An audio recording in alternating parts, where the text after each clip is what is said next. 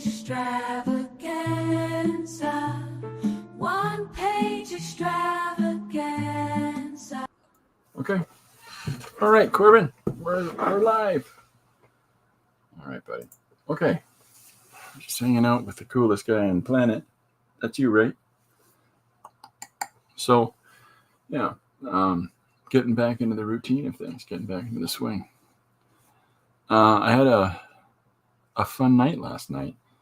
There was an event where a whole bunch of kids were making posters for the 60th anniversary of North Park nearby last year, and yeah, it's amazing, the imagination of kids.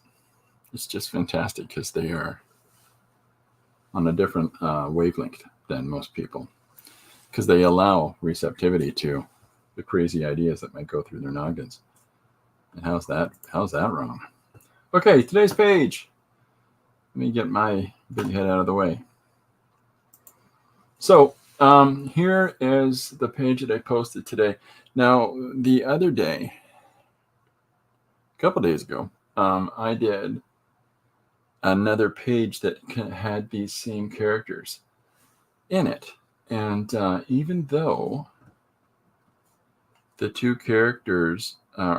four characters are contextualized in different ways over these pages, just the utilization of them from one page to the next sort of links them loosely like that. So this is the previous page about the four soldiers trying to get off of a spaceship that is being attacked by something unknown. The suggestion was soldiers fighting against something unknown. Oh, what's that, Corbin? So that's what the first page was. And then the second page was a game that when people die during the game, they die in real life as well. So that's what this page is. I just happened to put the context of the game as the four soldiers that we saw running from the unknown. And so the idea is to utilize these four characters at least and have them appear in a number of different pages, which would loosely connect all of these things together. It's just an experiment to try. And, we'll see how it goes. You cannot type. Sorry, I'm going to turn the other camera on here. Corbin is trying to help me. So I don't know what that was. Corbin is trying to help, and his helping is basically, you can see his little ear here, right here. There he is. I'm just going to climb across your desk, Studio cats.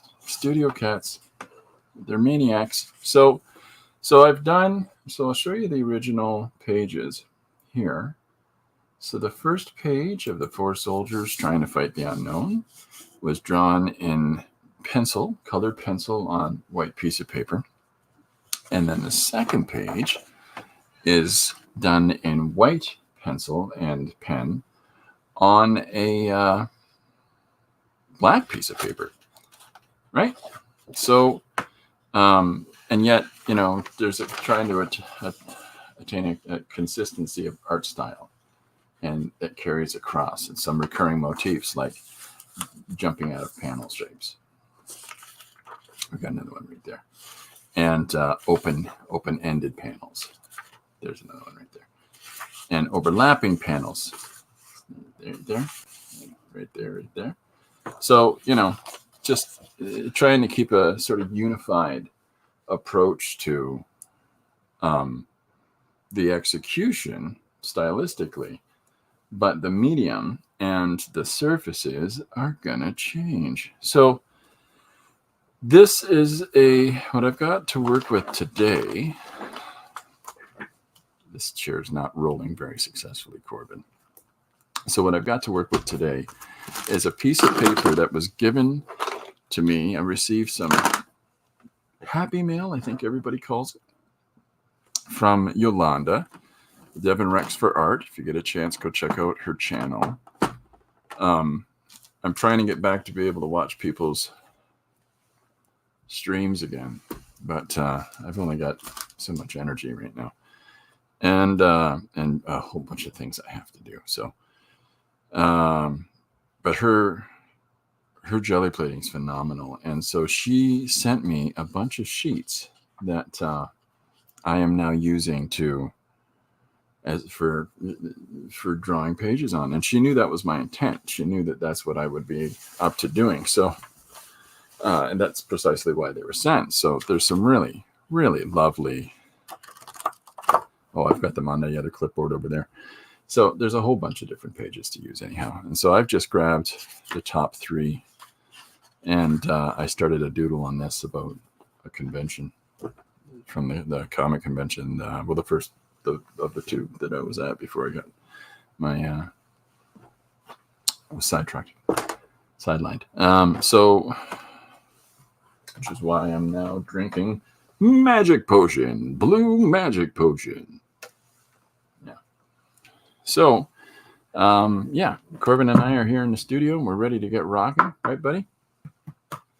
And so I've got to grab the magic book that is directly in front of me, and yet I still couldn't see it. So, and we're going to find another suggestion to work from here and just go for it. Yep. I don't even know what that word is. Yeah. So there's a couple of different suggestions, I guess, that I can use. And I've still got a bunch that I've been writing down in the book as well. Trying to keep on track of things. There's a few things like Larry says why sci-fi is a great place for imagining the future. There's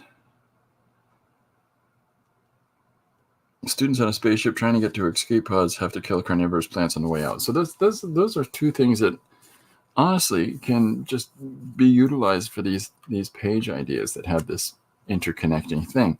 But what I wanted to try today is a left turn. So the first page is soldiers trying to get off a spaceship. The second page is the revelation that the soldiers trying to get off a spaceship may well be a video game played by these 4 gaming people. And so it's a bit metatextual, that. So while that's fun at the same time, it's kind of what else can we do with this?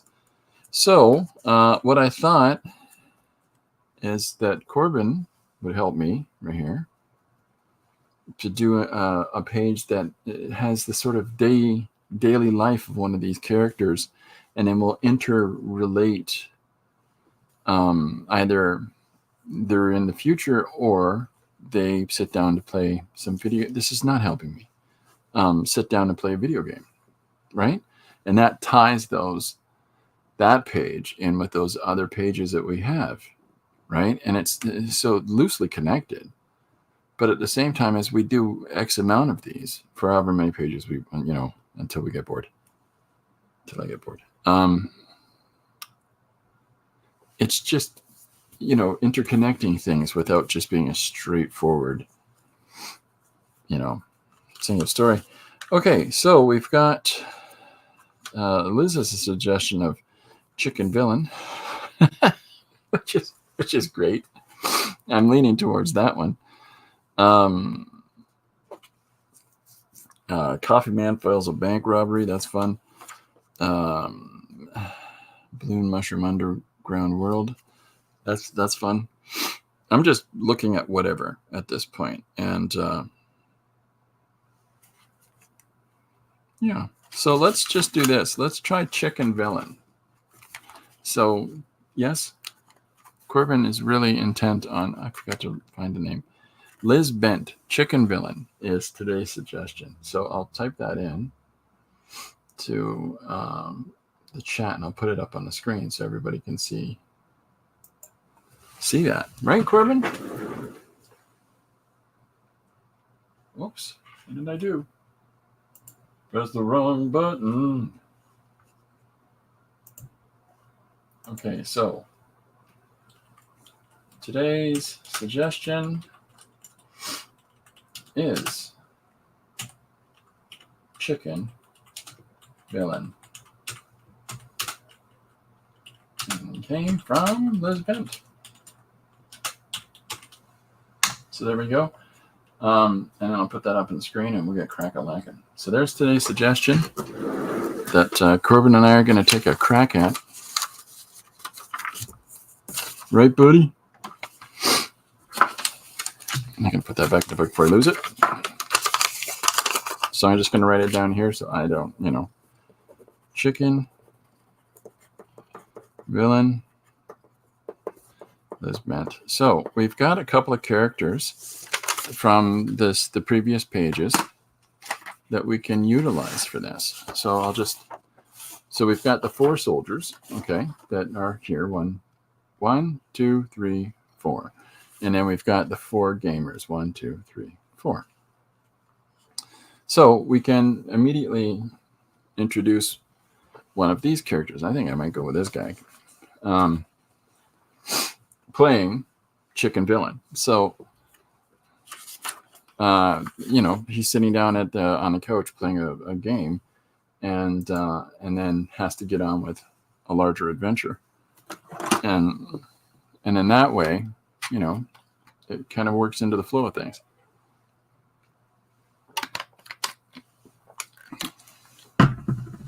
Oh, wait a minute. You know what? Let's try something else. I already started a page. Let's commit. Let's commit to the bit. So this is a page. I'm still going to use Chicken Villain, but this is a page I started doodling when I was at the con. Okay? So we've got this. Let's grab a ballpoint pen. Let's draw a ballpoint today.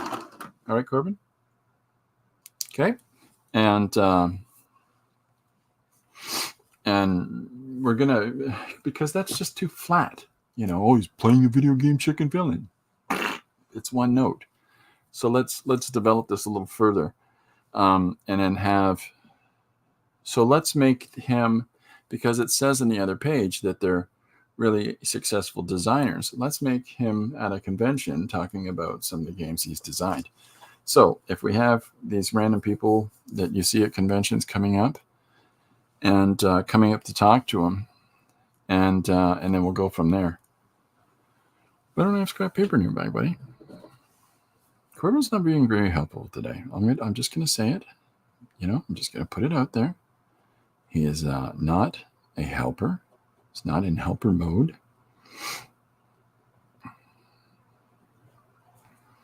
So it's a slightly different black than whatever I was drawing at the con. That's okay. We'll clean that up. So here's our next panel. So we've got our panel 1 that I'd already completed at the con. I did a whole bunch of different things at that con, and we'll just carry over with this. So this would be when you go to comic conventions. I'm going to be honest with you about some things. When you go to comic conventions, there are a great deal of people that attend these things that are fully engaged in the stuff that they like. And engagement for one group and what that means to them is not the same as engagement to another group. And yet, at the same time, when you get to something like a comic convention, there's a sort of fusion, a sort of cohesion of all these, disparate sub-genres of these people are very much into manga and, Asian and comics or anime. These are people that they're there to see voice actors for cartoon shows. And they're like, oh, I'm so excited to meet them. I'm like, he voices a cartoon character. I would think you'd be more excited to meet the animators, but it's who can explain cult of celebrity these days. So you get all kinds, and you get all kinds of people wearing costumes. And so they'll come up to your table fully dressed in their costumes, and oftentimes they'll be in character, let's say, and committing to the bit I guess is the term of choice today. So when they come up to you, there's a thing in Star Trek called Klingons, and they're these people that have the crinkled butt foreheads. And I had somebody come up to me once and stayed in character the whole time. He's talking to me and he's trying to be aggressive. And I'm like, I get your weird thing, man. Chill out. It's like, stop walking around trying to pick fights with everybody. Just have fun, enjoy yourself, and keep yourself from getting hurt. So, but it's just funny. It's just funny how some people they'll be so into it. I dress up like Deadpool. I don't dress up like Deadpool. So I might have some measure of delusion that I'm just like Deadpool.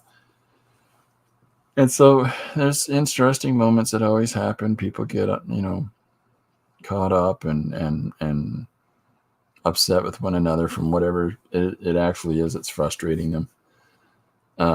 I've seen disagreements break out at an event where one person really wanted to beat up another person because they wouldn't take a picture with them because their costumes went together. This is in Toronto. And I'm like, oh, boy, kids, what are we doing with our children? So anyhow, so you get a lot of that at conventions. And then you get a lot of people who because of frame of referencing, and somebody's frame of reference for their interests are this, and somebody's frame of references for their interests are that. You'll oftentimes have people come up and say, I'm a big fan of this and I like this and that. And you're like, I'm sorry, I'm not familiar with that.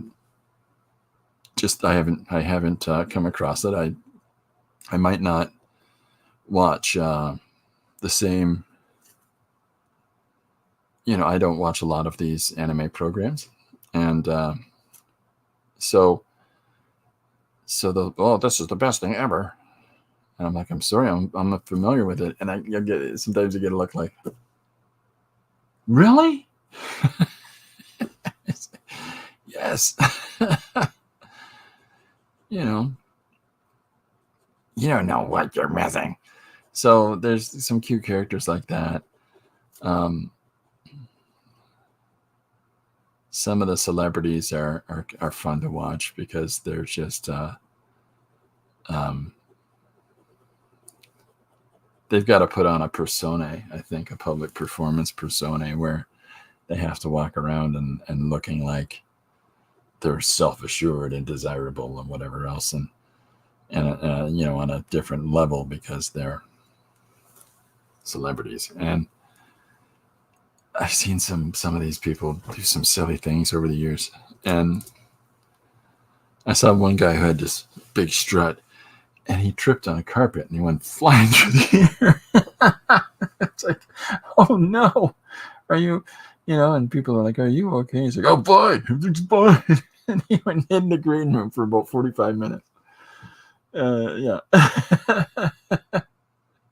There went his whole cool persona thing. So, okay, so this second panel is I'm drawing. Oh, I know why. That's a brown pen. The second panel that I'm drawing is a wizard casting a spell on the person at the table and saying, I command your next video game to be this. Blickety blick blick. Hiya, Chris. Welcome aboard. Chris says, is that a Ninja Turtle in the first panel? Yes, because the convention that we just had here in London back in September, Kevin Eastman was a big guest at this convention. And so he's one of the two creators of the Ninja Turtles. And so there were a great deal of people dressed in really interesting Ninja Turtle costumes. This is a lady who dressed in this costume. She had a walker.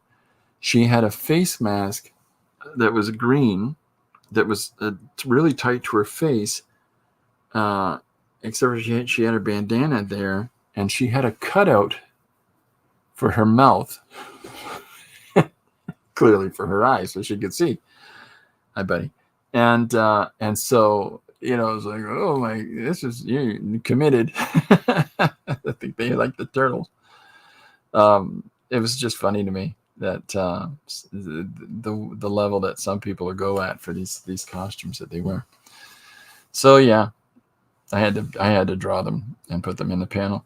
So panel 2 is a wizard coming up to our designer at this table and saying, "Oh, I'm going to cast a magic spell that the next game that you produce is going to be all about such and such a wizard."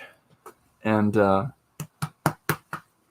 now we're going to draw in one of our 4 characters from yesterday. We're going to pick this guy and have him respond to this as he's sitting at the table. Corbin, Chris says meow. He's rolling around the floor. Now he's like, "Oh, everybody loves me." So we'll have him respond to him in a second. And before I get to that, I'm just going to put some framing around this panel and the next.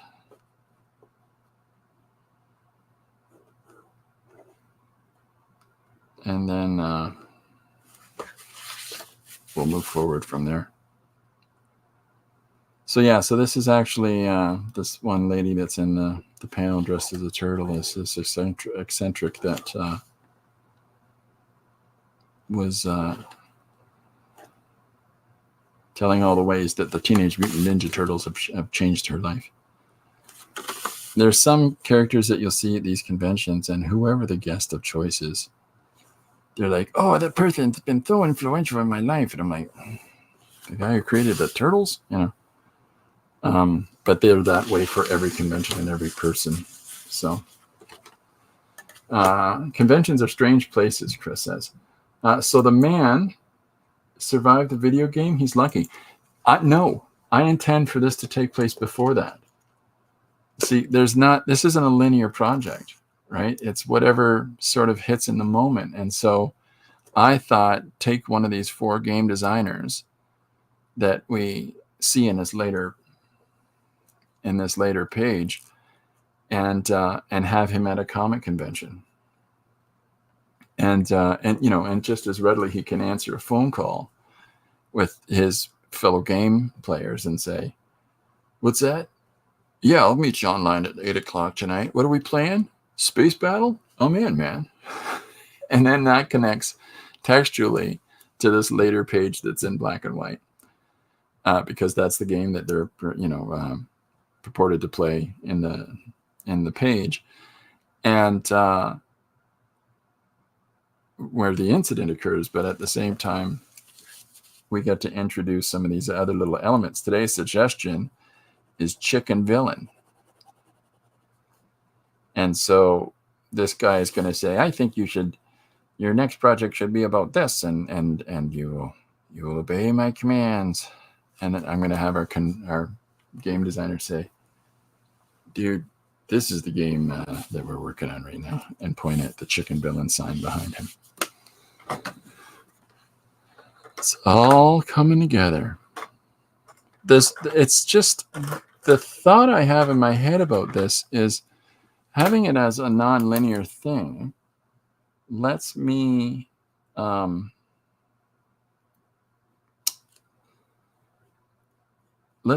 the freedom to play around with the direction of the story, what happens in advance of the next thing, which is very liberating, because if I were to just sit here and draw it in a linear way, then it becomes a little more ABCD. Whereas if I just allow the one-page stories to stand on their own and explore an idea of their own, and just add in a couple little sprinkles of something that relate it to the rest of it, right? Then there becomes a more broad narrative. There's a larger narrative. So, okay, so I'm going to put a top across these panels, and I think I'm going to have this magic stick right out of the top. Look at me with a ruler.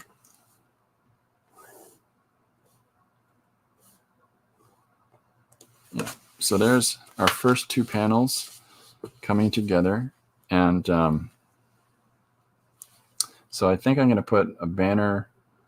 So what I'm doing now is that I'm thinking in my head about all the different sort of stuff you see and you experience, you witness at these sorts of events. And there's large banners that, are from sponsors of said events for companies or for, television shows or television channels. What are you doing? Sorry, Corbin's being Corbin. So I'm going to put some of that business in the background. Now, being fully aware that text can go over top of these things, that's fine. That's fine. That's it's fine. It's not going to be a problem. Okay, Chris says, interesting ideas. I once drew a comic at junior high school and unlived the characters. I think I still have it. Oh, that's fun.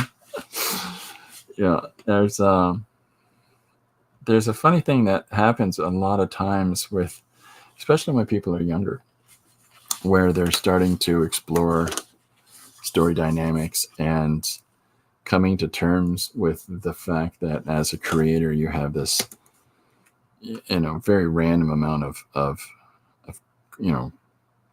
air quotes, power that you can do whatever you will with your characters.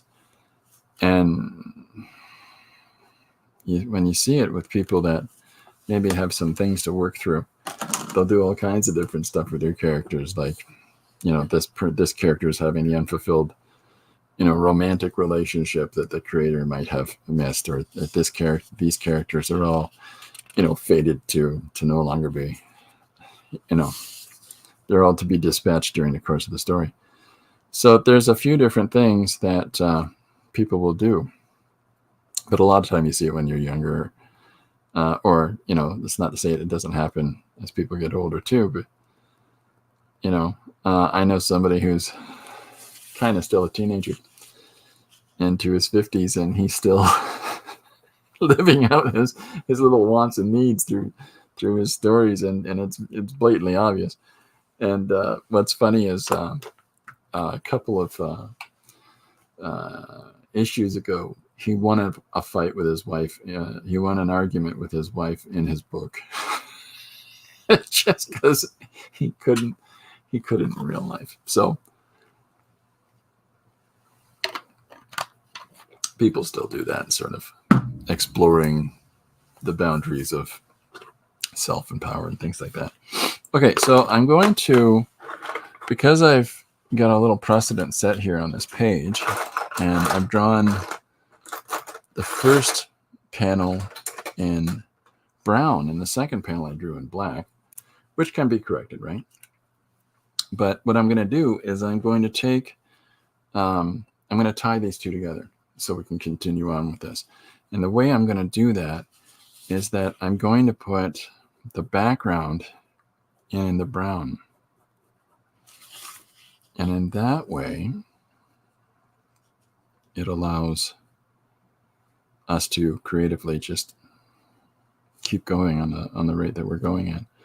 So I'm going to put some soft shapes, in the background, some out of focus individuals and things like that, and use some shape language to represent characters.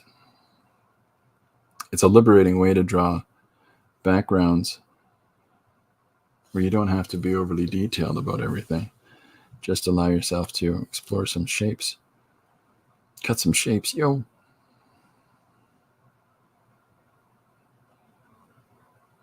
So I've got a couple of things that I plan to show during the stream today. There's a few different things that I'm trying out and exploring the possibility of. I'm curious if anybody that might have watched or be watching the stream today knows what a cootie catcher is. I believe cootie catcher is the title or the name of the thing. I'm not sure what it might be in other languages or or if there's other terms that people have used for these things. But I was doing a thing with grades 3, 4, and so it was a craft for the day that they could make one of these and take it home with them. And so of course, there was a ruined one left behind. And so, I looked at it and I thought, what can I do with this? So I've been experimenting, and I think I figured out a way to use one of these things to tell a story. So I'll show you in a moment. And I've figured out a way to use one to do a choose your own adventure as well. This is some of the things that your mind just needs. You're hungry to be occupied when you're not so occupied. Chris says, comic conventions could be portals to stories like what happened with the Dungeons & Dragons animated series. Well, it definitely is. It definitely is, because there's people that'll come up and go, it's so sad that this thing got canceled. Wouldn't it have been awesome if there had been a season 4 and the characters were, like these two characters got married? You hear these conversations all the time at comic conventions. And, imagine if this character survived this episode and what they could have contributed to the dilemma facing the spaceship in the next one. And they're very invested. They're very invested in these things. But there's a thing called fan fiction that spins out of this kind of connection. And fan fiction is where you actually take the characters that you enjoy, and you write your own adventures with them, and you take liberty with these characters in ways that you might not ever see within the publications of them. Like there's a great deal of fanfics that of the Legion of Superheroes, and they're all focused largely on past iterations of these characters and their romantic relationships, as opposed to far more about the romance part than it is about the fighting of the bad guys. And a lot of this is in the gay community. So they have a whole bunch of different story explorations that, that's not happening in the regular books. So empower to them. That's great, but do your thing. So the fan fiction thing happens at these cons, and you'll have people coming up to creators. Look at this project I'm going to do in it. Let me tell you about the entire thing. It's a six volume epic about a surfer with water powers, and you see the creators just yeah, just go do it. Which is the most common advice that you'll hear creators offering people. Have you done it yet? Go sit down and do it. And so there's all kinds of moments anyways. So I'm drawing a table in here. So these other elements that I'm drawing in right now are in the brown pen. So that, and I'm going to do some outlining in here in a second to connect to this panel into the second one. But there's no real hard, fast rules going on here.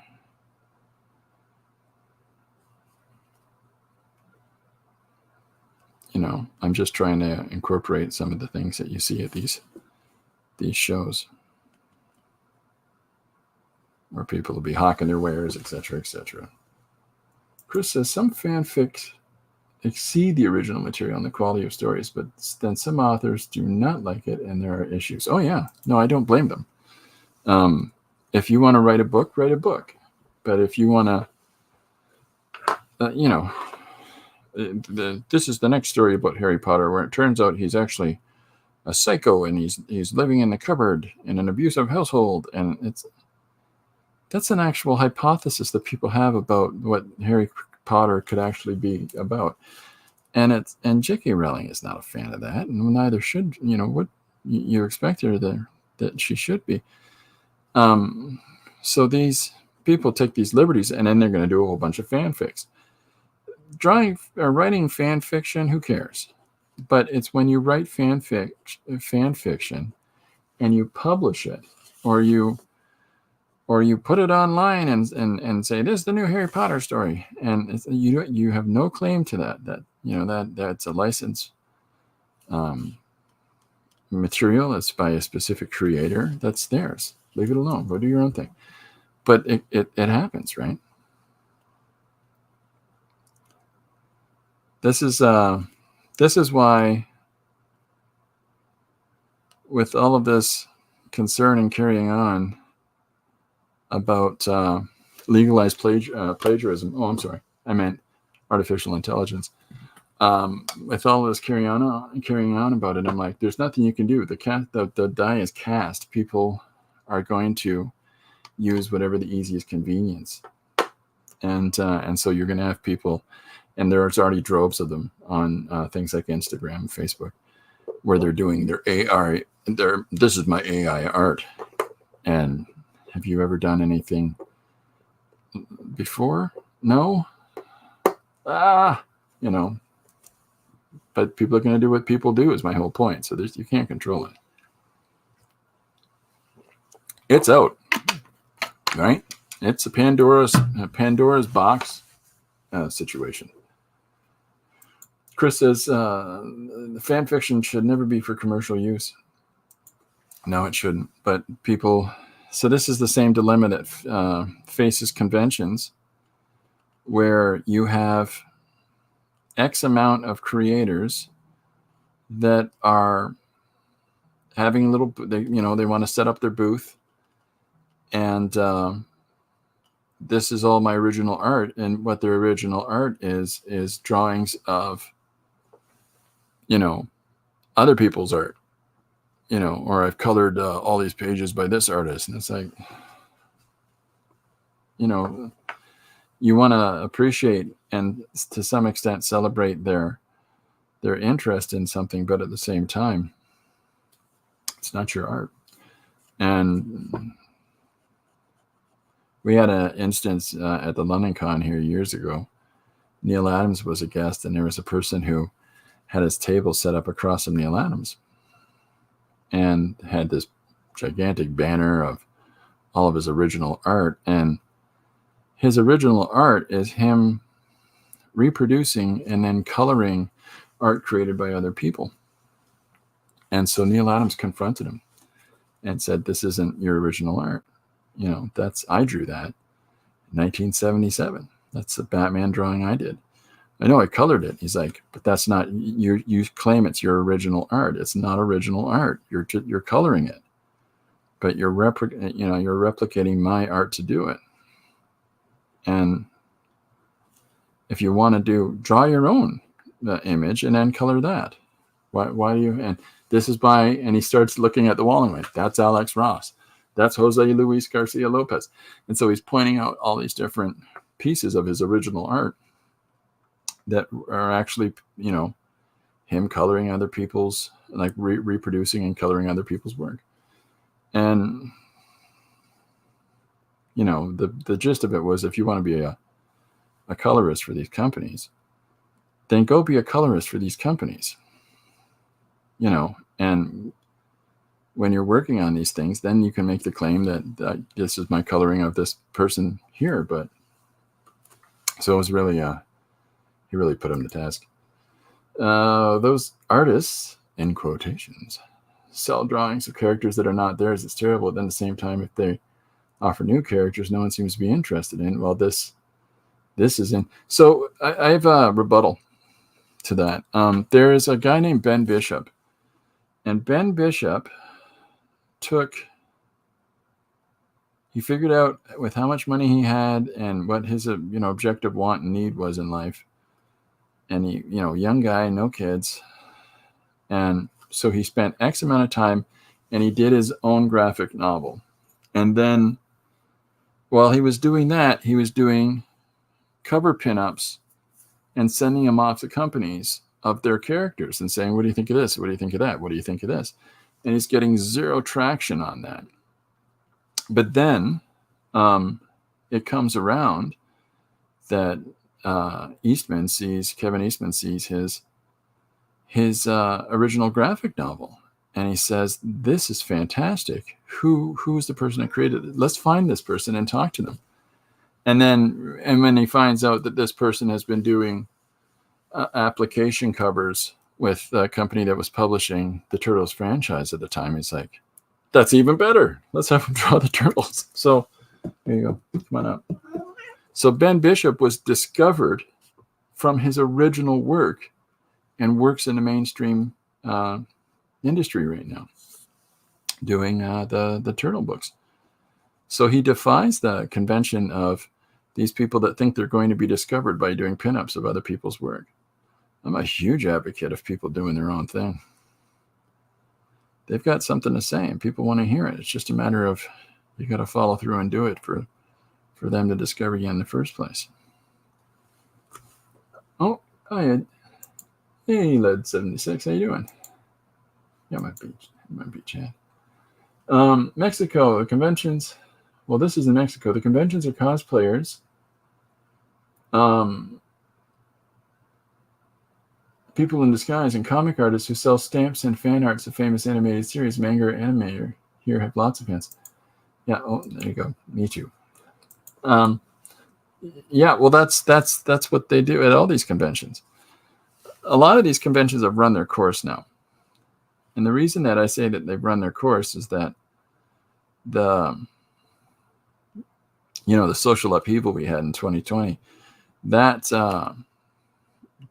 took out a lot of the smaller ones because economically it's hard to bank on the next year and have that fall apart. And what are you banking on? Nothing. You're stuck in your house because the government wants to control your life. So that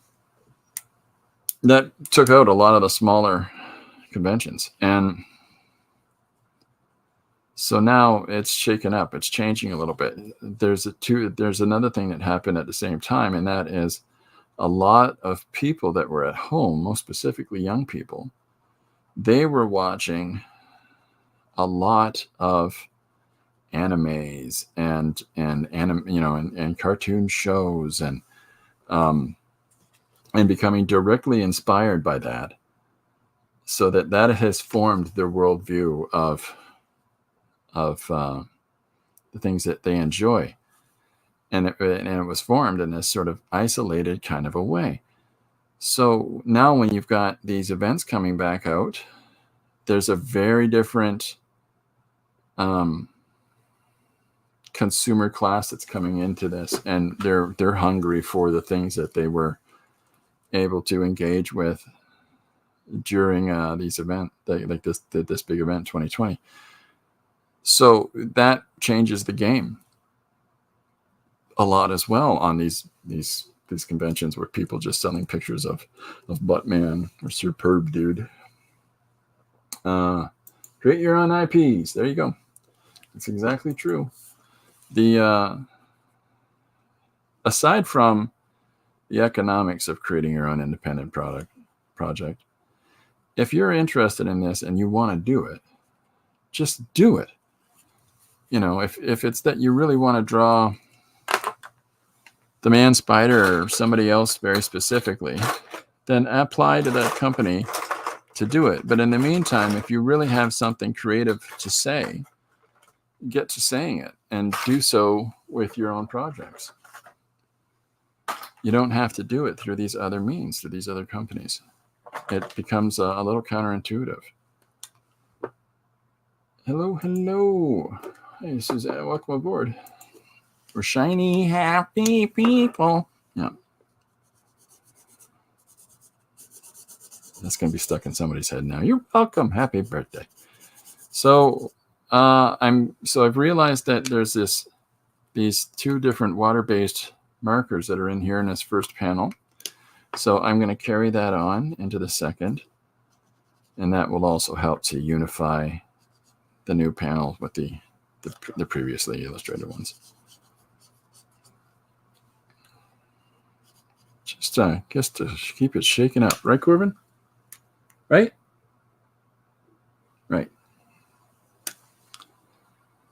very quiet. And when he's a lot noisier. He's just chilling like a villain beside me.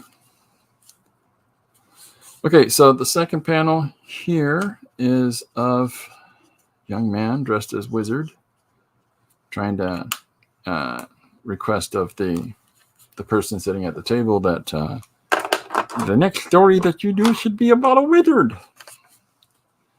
And then so because I put his head here, and now I can follow through and incorporate this character from yesterday's page onto.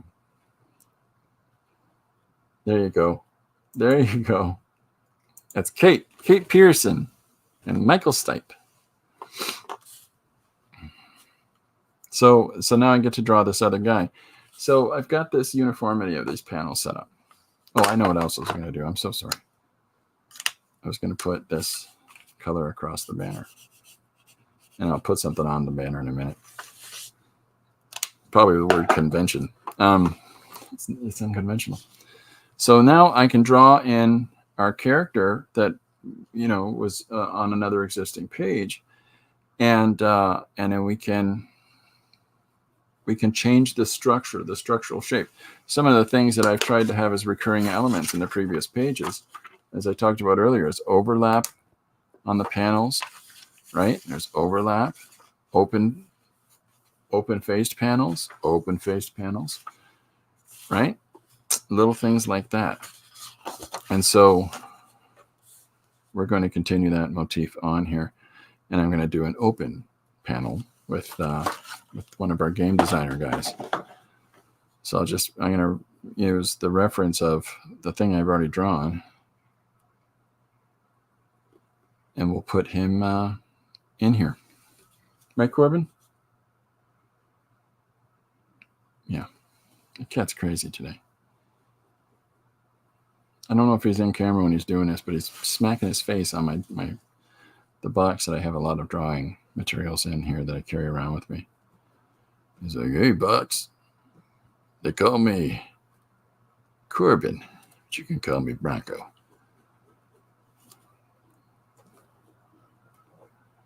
Now he's trying to pick a fight with me.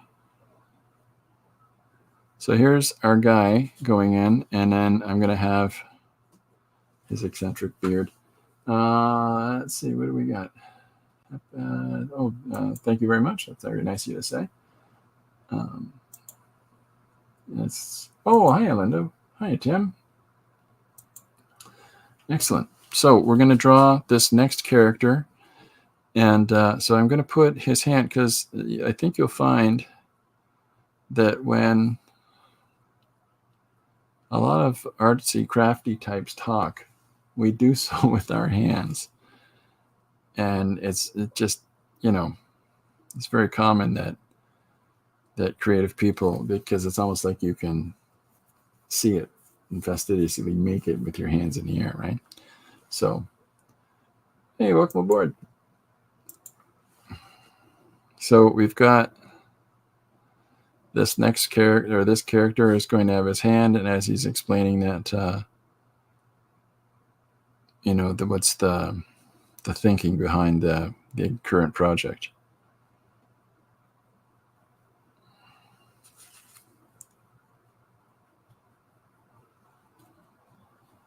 And I get to draw that super fun, super cool beard of his in there.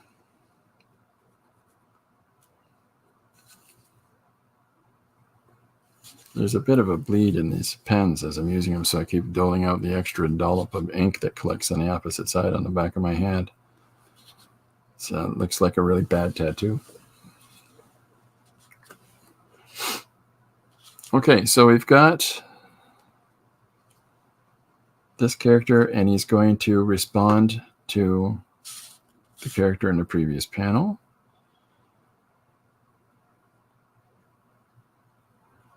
There we go. Is that you'll find often that at these events, somebody comes up and says, "So here's what I think," and they tell you their imagined idea. They tell you the thing that I think that your next story should be about this, and it should have all of those things, and that's the only thing that's cool, in the whole world right now. So you should do that. And generally, you'll see people go, I appreciate it, but I'm working on this, or I'm doing that with this company. And maybe you want to do that thing. Maybe that sounds like a project that you want to take on. And generally, the answer to that is no. So I love that everybody's saying hi to each other. Very nice.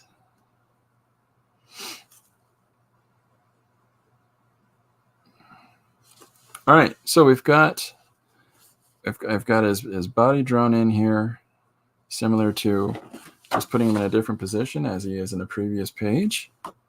So now we get to put his face in as he says, yeah, dude, no, that's not happening.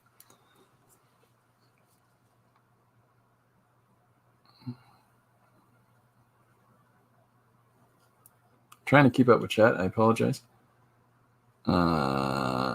Chris says, underneath that hand, I can see a face like an ape looking to the right. There you go.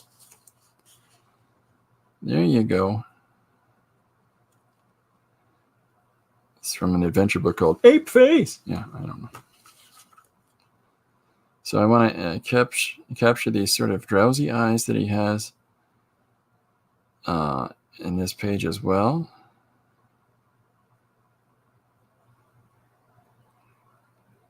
Kind of like a Yaphet Kotto, the guy who was in Alien. He has these great eyes that just heavy browed, and you know, it just would add so much emotional weight to his performances. He was absolutely amazing in what was it called? Robert De Niro and it's not Alan Arkin. Maybe it is. It's about a convict having to be dragged across country to by this bail bondsman, so that because he's got a failure to appear, and so the guy's saying, if you take me back there, the mob's gonna kill me. And so there's this whole series of adventures these two get up to. It's such a good film. But Yaphet Kotto plays an FBI agent, Agent Mosley, in it. And funny, I can remember that. He keeps getting his glasses broken and stolen. So it's, interesting anyhow. And that's another good Yaphet Kotto film. What's the perception of apparently significant patterns of recognizable images? There you go.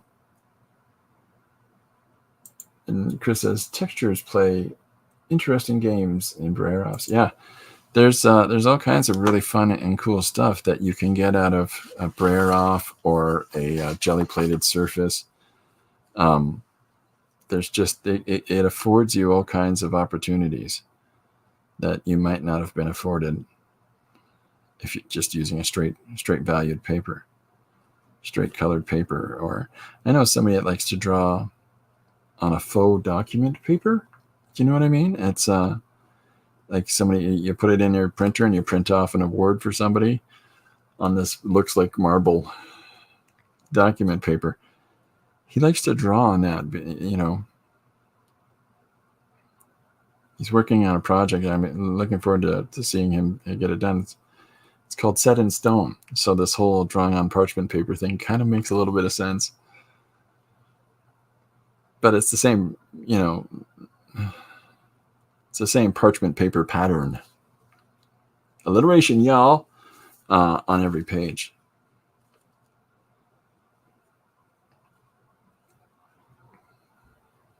So I'm going to come in here with these water-based markers as well. So the reason that I'm putting him down here in the panel is I'm going to put a banner behind him that says, the chicken villain or evil chicken or something like that. And he'll, give him the opportunity to talk about his project.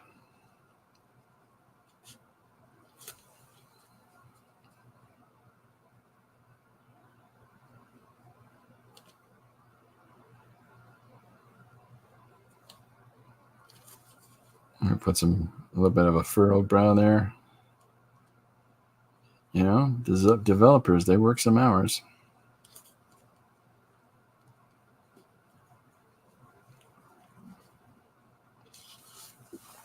Am I missing stuff? Nope. Keeping up. Look at that. I like a good diverse range of characters. You know, I'm really in my sketchbook, I'm really messing around a lot with form and trying to really play with shape language of characters and not have a uniformity of everybody has the same sort of similar build. You know, everybody has the build that looks like a wooden maquette. But here we conspiracy chicken.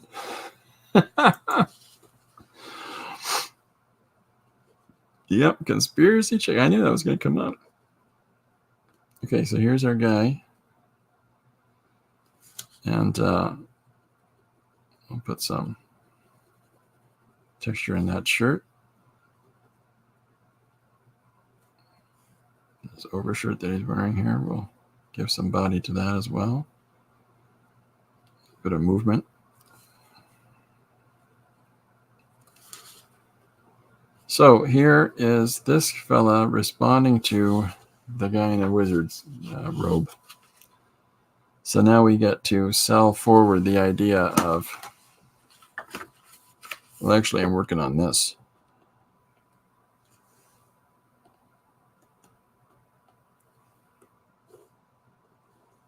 Just drawing a line to fall consistent with the other panels.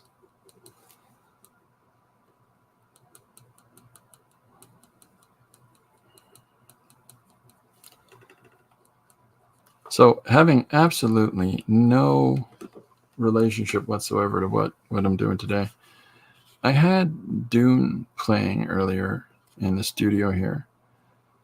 And just in the background, Dune 2 more specifically for those in the know. There's 2 of them. So, well, there's actually a lot more than that. So there's some really compelling moments in that new series of films. I think that they're managing it very well. They're handling the source material very well without taking any real liberty to it. So I was really enjoying that. Anyways, okay, so I'm going to put a banner up behind him. And so a banner, for those that might not know, is, you can put your project or whatever it is on said banner. And, it acts as both as a solicitation and as just give some more shape, some more space around you when you're setting up at a show. If you've got something behind you that says, "Hey, I did a thing." So, what are we going to put on this banner? I'm leaning towards a chicken, See, there's this black smudging in here as well. So let's put our chicken in. Corbin is now asleep.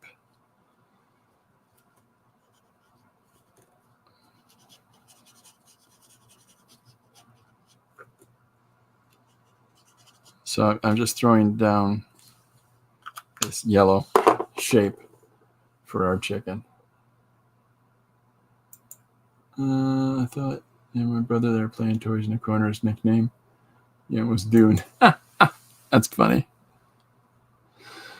Okay, so I'll just pull up a chicken. Now I want to have KFC. That's terrible. That's a terrible joke. I've drawn so many chickens, you think I just have chicken images surplus in the back of my head, but no. Okay. So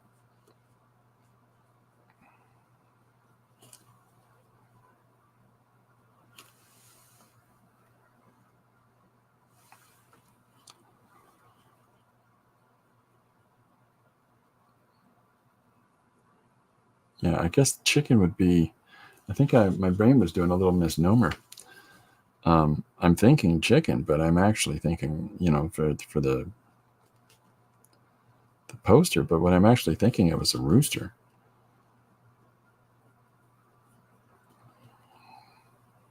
Although I did love, a million years ago when Looney Tunes were, fantastically on television a lot more than I would think that they are today. You had one of the great things about there's this character Foghorn Leghorn. I'll say, listen to him, you see, and he had that incredibly cartoonish Southern drawl persona there. And he was always the man, the yard, I'd take care of all these chicks. But whenever something happened that somebody had to physically respond, it was generally the nice little hen, the nice little doddering hen with the glasses and the little purse. Just the funniest designs on these characters.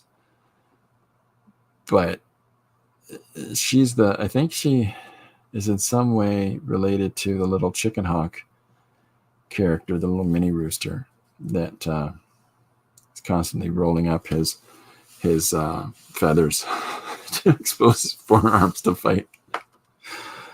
I love those cartoons. So much fantastic, deliberate characterization. So I've got the chicken here on this poster, and we'll put evil little thing. Yep. Yeah. I like that. I'm going to use that, Chris. Now, I could do this textually with Photoshop, but we're here.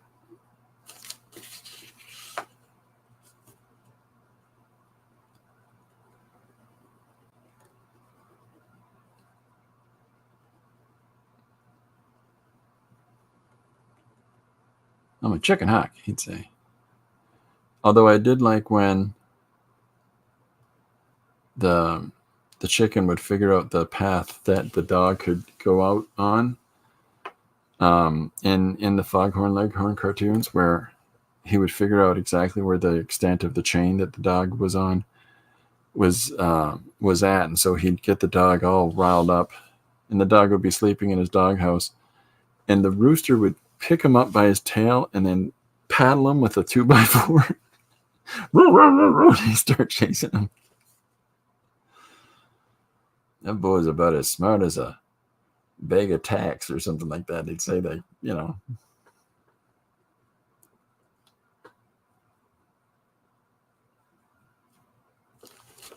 That's where I learned the D-U-M-B, dumb. More villainous, a rooster. Yeah. Colonel Sanders took a bite of a chicken and paused for a moment. Okay. Secret expose on poor old Mr. Sanders. The only fun fact I have for Mr. Sanders is that Dave Thomas worked in his kitchen, and Dave Thomas went on to found Wendy's, but he worked in the kitchen of KFC with Colonel Sanders, and Colonel Sanders backed his restaurant. So the reason that we have Wendy's is because Colonel Sanders supported his person to go and follow his own dream. It's kind of fun.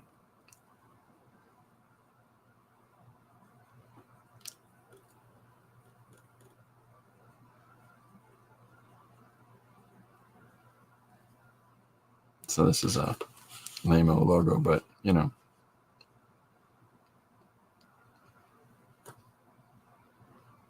I don't know, for whatever reason we're putting stuff leaking off the letters.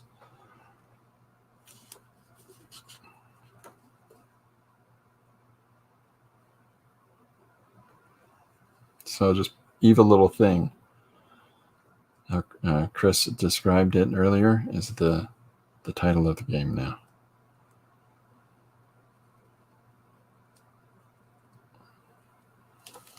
Okay. Jan said, I worked at the KFC when I was in college. That's fun. All right, so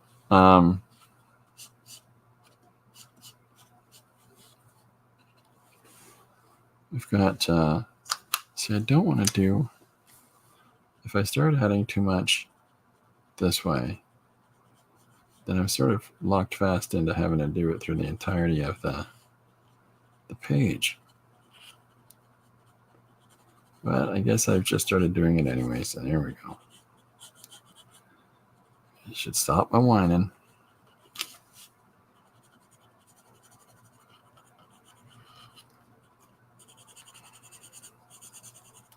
So there was where I was doing poster design with these kids.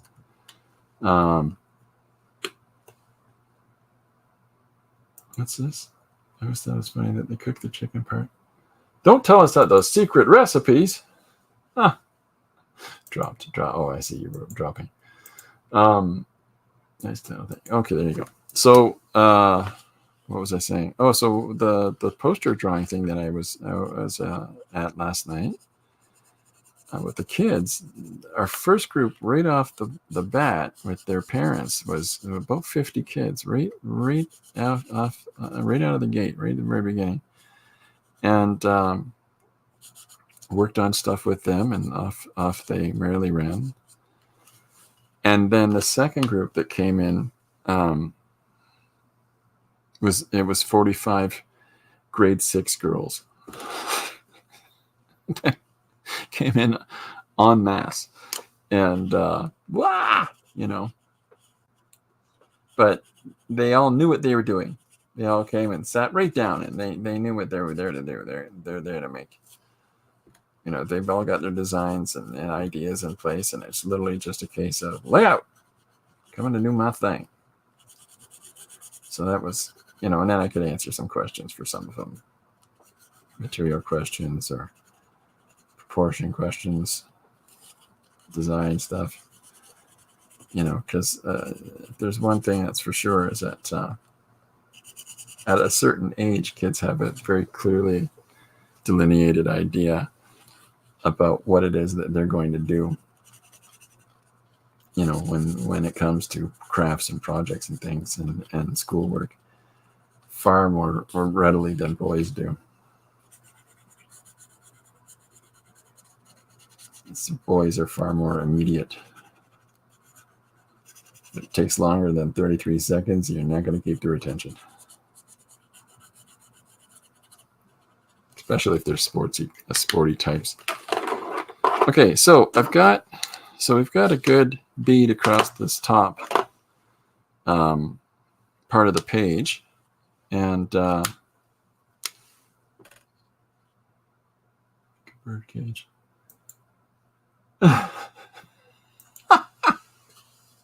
A great conversation going on about cooking chicken. So I'm putting in this second value, this orange, and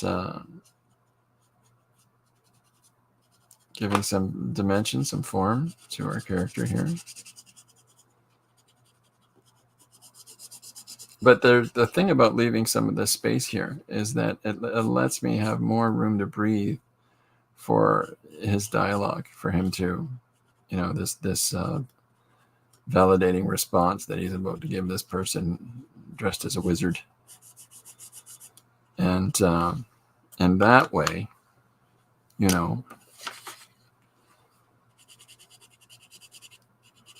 I can be a little bit more verbose.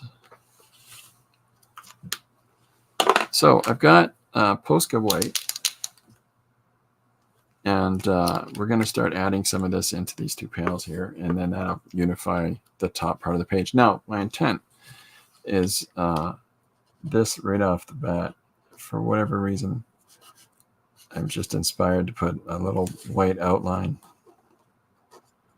around this character, and I'll decide after I've scanned it, to put some text on it, whether or not I'll keep this texture here or I'll just white it out. So, yeah. Okay, so let's go back into this one. Put some little points in here. Add a little bit more to this. So I've got a bunch of things that I'll be doing soon, a bunch of groups that I'll be teaching, and a lot of fun in the sun on this way.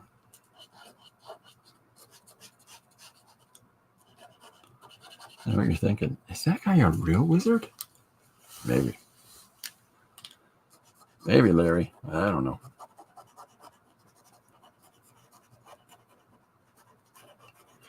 I like at conventions when I'm at my table and a young person will walk up and say, you know, my big brother is the best artist I've ever seen. Like, it's the best. Other people will be like, all right, kid. But I always just think that's really cute and funny. I said, he is. You know, it's usually my general response is, uh-oh. That's it. I'm going to have to quit then.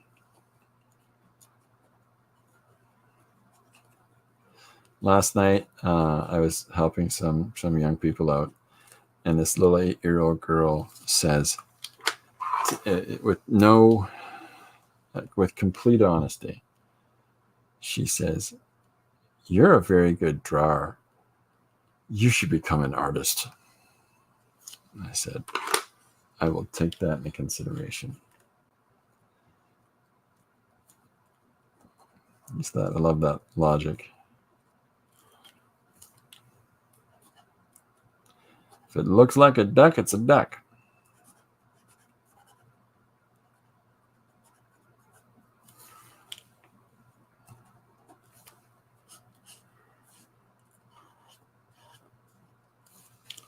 What's missing here? Probably the bottom of the stick. Holy camoli. That was a close one.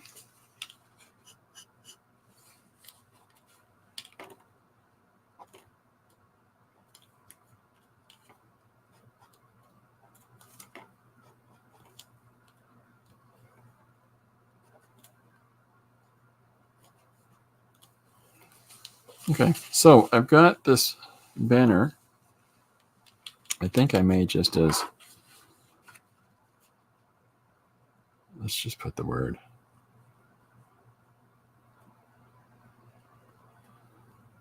Just keep up with this motif.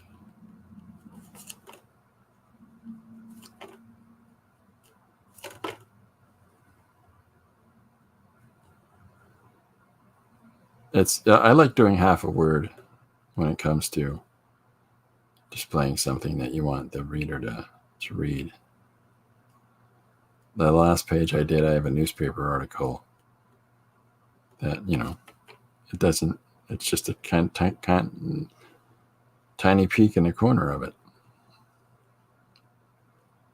To me, that's just a little more interesting. Make the reader have to do a little bit of work. Okay, so there's our sign.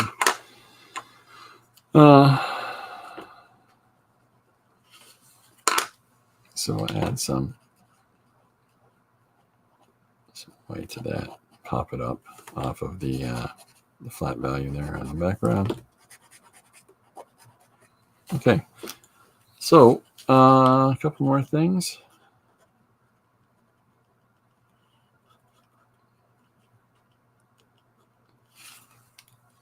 And something else I was going to do. Oh, yeah. So I hope everybody's been well. And I see that lots of people are doing projects. That's great. Trying to get around and see what everybody's up to. Time's a tricky thing, but we're trying to make it work.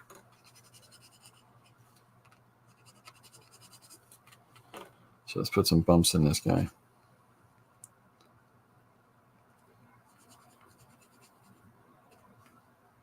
Not too much, just a couple of things.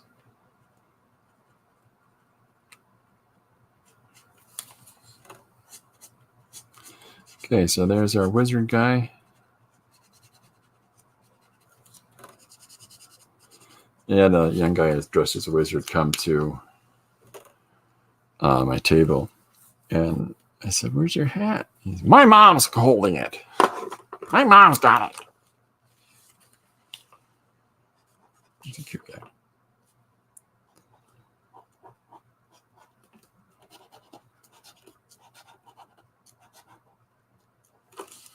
Kind of looks like Jerry Garcia in a way.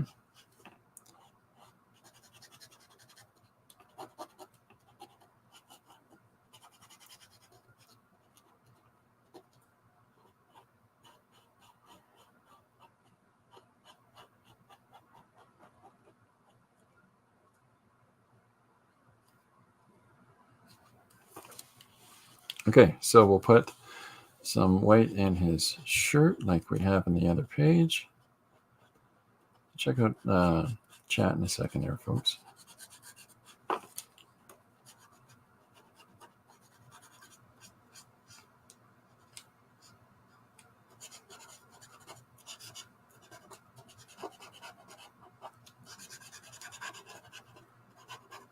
We'll probably go over certain spots in this in a moment, just to deepen the white.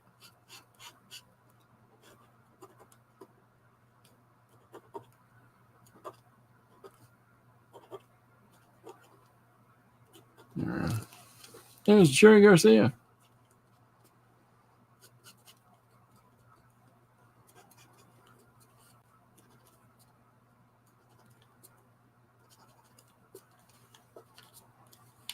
Okay, so here's our second guy.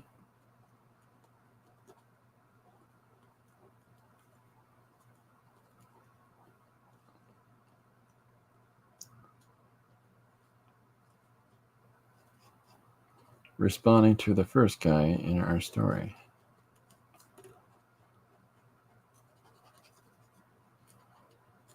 I like the evil little thing. It's a great name for a game. I'm missing a whole bunch of stuff here. Just did some Sugar Skull decor for the windows. I saw those. Those were fantastic. Yeah, excellent. Yeah, I enjoyed those. Those were great. So we'll put tighten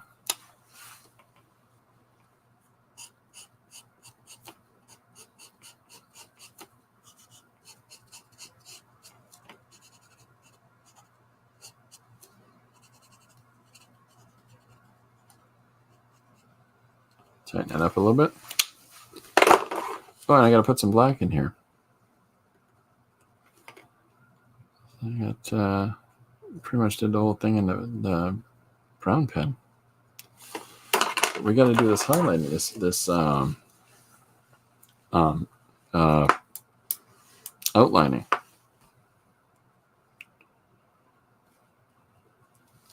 I'm missing. Oh, hi, Gary. How you doing, sir?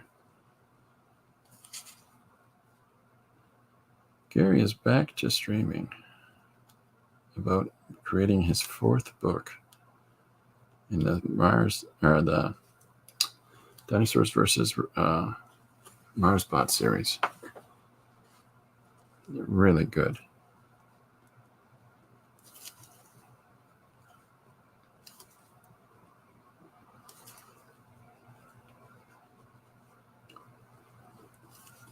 Okay, so putting a little black outline on this guy really pulls him off that background, which is great.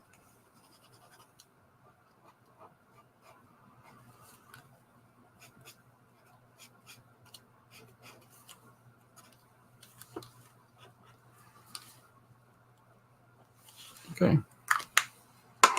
And we'll throw a couple little lines in here just to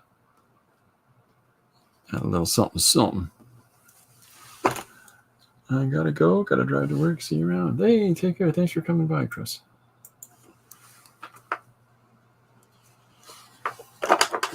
Everybody go check out the skulls, the sugar skulls that she's making.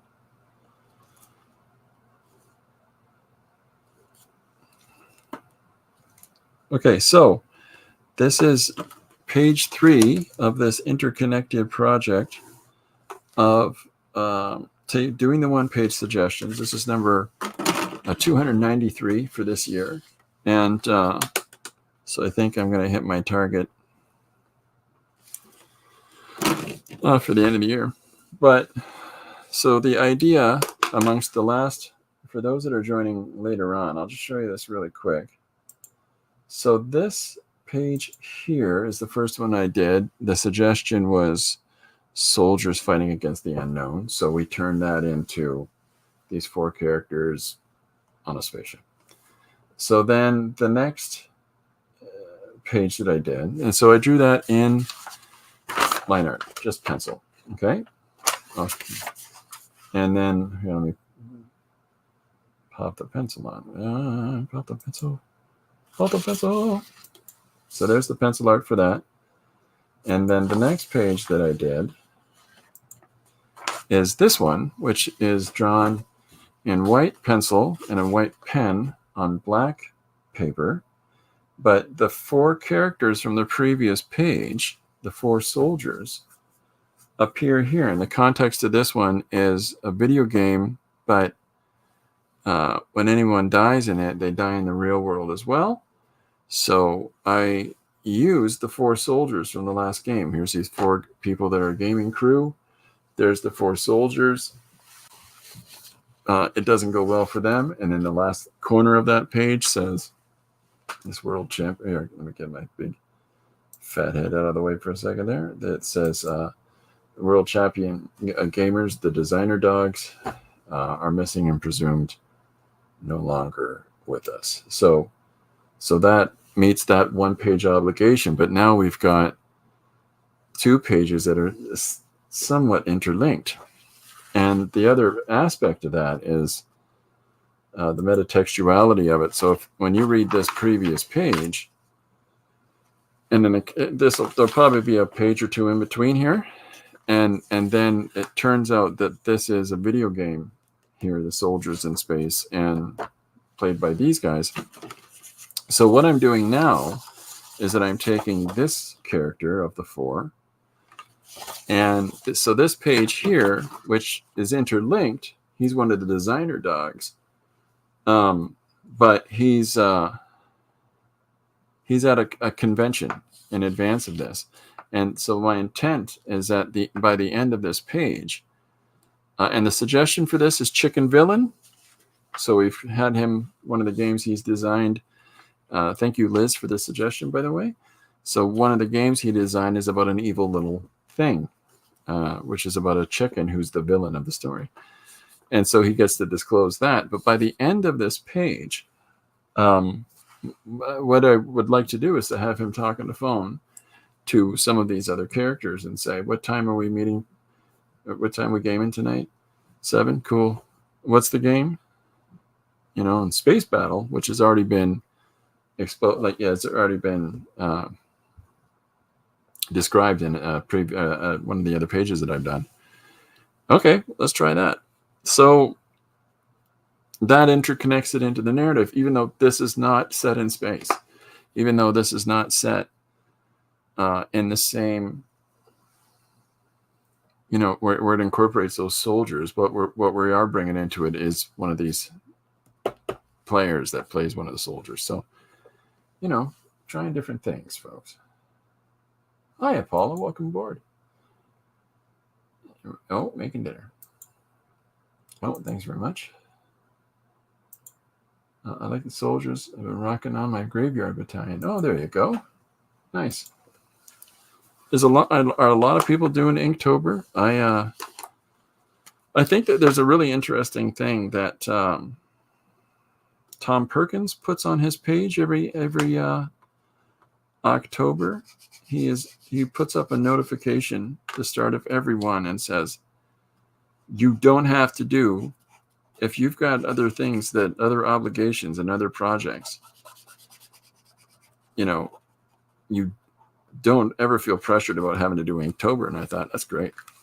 That's great that, you know, he's saying that, because there's clearly going to be people out there that stress themselves out needlessly about, oh, I'm going to try to do all the things, and but they don't necessarily have it work out, and then there's this whole sense of defeat and failure, and nobody needs that. So it's just a thing. It's just a thing. It's just drawn with ink. A lot of people do that every day anyways. So, okay, so we've got convention goers, and this guy's going to ask for directions to the bathroom or something like that. And then there's the wizard guy. He's going to tell him what he should do for his next game. And then he describes, no, the next game we're releasing is this one about the chicken who's the villain. Right? Suggestion, check. And so now I get to draw the wizard guy going, no, that sounds dumb. Or something, which is what happens. Which is what happens at these things. It's kind of a sad reality, but people feel very free to express themselves and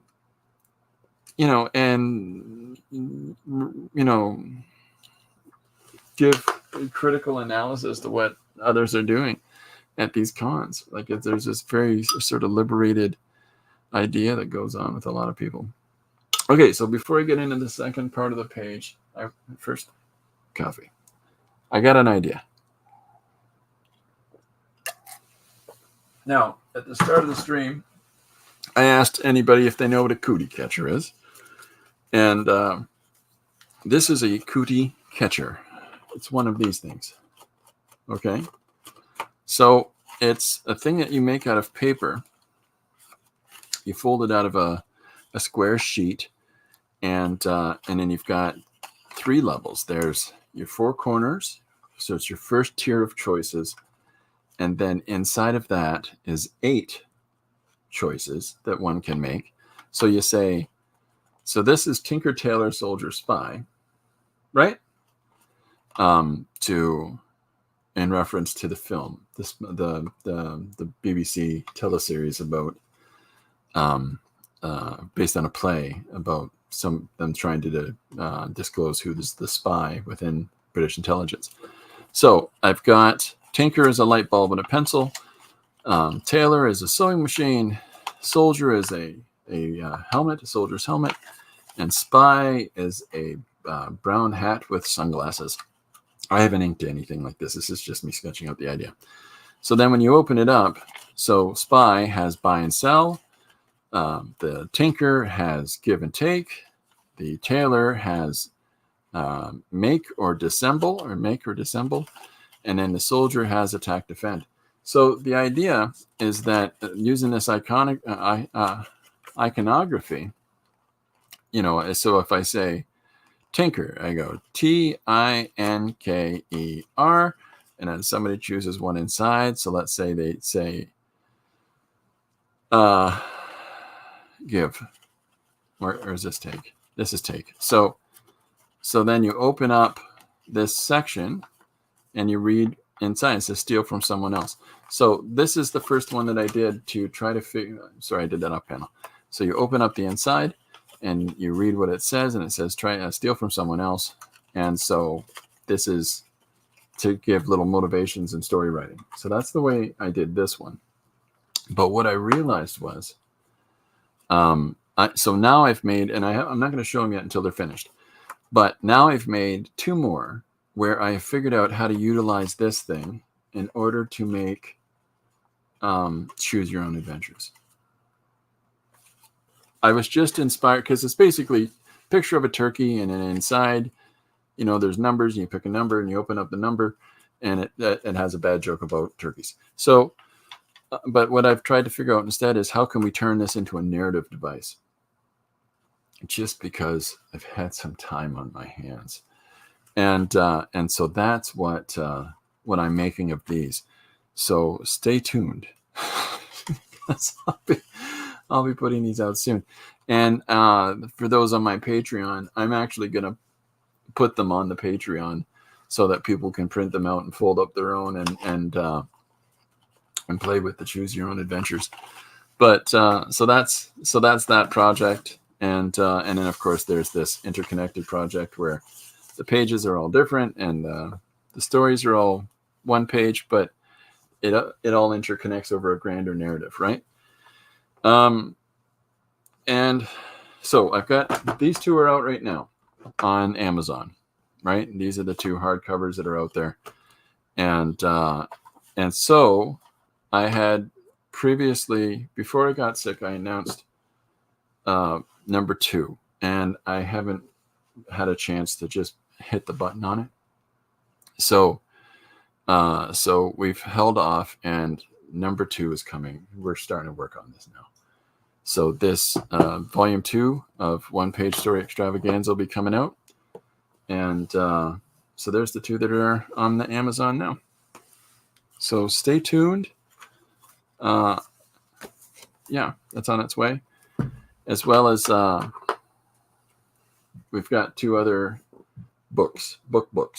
One is called Stream of Conceitedness, and that'll be released in the new year. And that's another one of these 80-page books, but it's a story. It's a stream of consciousness story. So I'm trying different things with each one of these books and projects that we're putting out. I've been using these little cards that I trim from whatever material that I find kicking around, and I've been doing faces. I've been drawing faces on these. I don't know what to do with those yet, but I'm just drawing faces. So I'm always trying different things, and I'm always encouraging others to do the same. But yeah, things are coming together. What? Yeah, that sometimes when you have no choice but to chill out for a minute, it helps you to reorganize what it is that you're doing. So very exciting stuff. And we've got a bunch of new things to put up on here on the YouTube. There's a whole bunch of one-page read-alongs where I've taken pages from the first One-Page Story Extravaganza, and we record. It's a panel by panel thing, and we record a read-along of character. And Lori's doing these with me of these stories where somebody does a voiceover as panels go through. Generally, that somebody is me.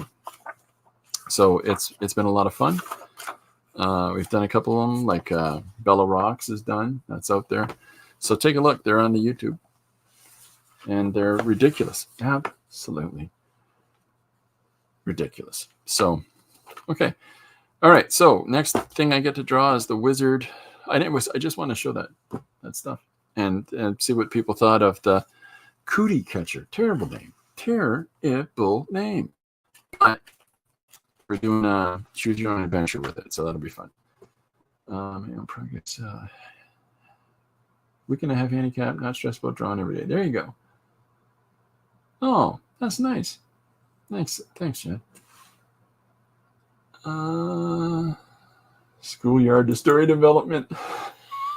That's true, isn't it? Oh my goodness, that's so true. That's what those things are. Those are schoolyard toys. This is okay, so let's see who you like. And my sister did this too with her friends. They wrote the names of all the boys that they like.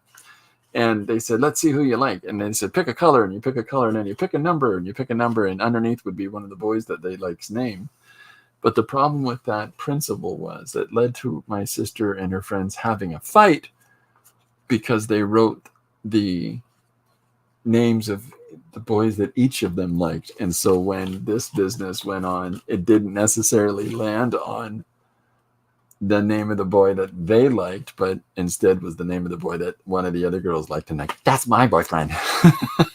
So I remember it to this day, and that's all 40 years ago. So yeah, awesome. I set you on fire. Excellent. Yeah, that's great. That's great. I'm glad to hear that you're kicking it out and doing lots of work. So yeah, so I'll be sharing the plans for the choose your own adventure Cootie Catcher so that people can frustratingly try to fold these maniacal things on their own at home. Cootie Catcher is a tool for storytelling. Yeah, so the way that I did Tinker Tailor's Soldier Spy is to be used to instigate story moments, like fix the problem or aggression towards others. Like this is give away secrets or try to protect others. Like, so these little things give people moment to moment something to happen to carry your story along for those that get stuck on that. So I'll be putting that on the Patreon as well. And yeah, you know, Gordon Ramsay page. Okay, Paula, I'm writing it down. I'm writing that down. That's a suggestion now. I hate that guy. Is it acceptable that every time he starts to be offensive, somebody hits him with a frying pan? Paula gives some really crazy suggestions. I love them. I really enjoyed a page Paula suggested about her mom. I'm sorry if I'm going to bring this back up again, Paula. Paula's mom goes on a senior ladies coach tour in each year, and so these ladies get up to some disreputable behaviors, and so they suggested this about them going from pub to pub in his coach ride, and I had a lot of fun. I did that as a 2-page story.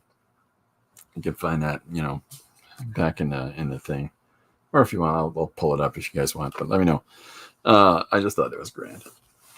There's I really appreciate the 1-page suggestion, the 1-page ideas that people keep throwing out towards me, and I know that what I do is not always what you want. Somebody suggested that a fellow Chris who's made some suggestions, and I've done pages of those, and he goes, "It's not what I meant."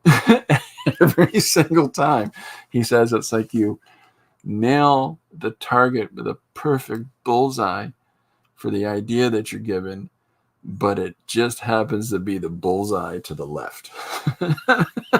So I like that a lot. That's a good way to suggest how my head works. All right, so we've got, where are we now? We've got hey, do you know where the bathroom is? No. And all right, whatever. And then our wizard guy says, here comes the ideas. Look out. Oh, Paula. What's on the menu? Gordon Ramsay? Oh, gross. So we've got our first guy who's not come on up with any interest in the table. He's just come up to ask some arbitrary question, which happens at these conventions. And then we have our second, I'm here to get all these books signed. And then we have our second person who's come up to instead direct what he thinks the other person should be doing. And I get to respond to that with one of our characters from the previous pages. And so now we get to have a little bit of chastisement from our nerdy guy. So, yeah, I'm not sure how. I think I'll just have him walk away. I think having him walk away is better, and I gotta have him walk away like he's Gandalf. I'm gonna extend his stave. What do you call that? I guess his walking staff. And we're going to put his big wizard hat hanging over his back, because that's an important part. Whoops, I'm sorry, I'm off panel. That's an important part of this costume here. So I'm going to draw him walking away and suggesting, that's not what I meant. That's not cool. Nobody wants your chicken thing. Something like that. So then I get to draw some more of the public, at these events.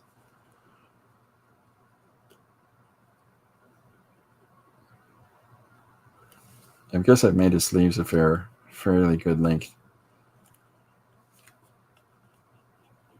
So momentum, here we go. So by usually when people walk with these staffs, whatever,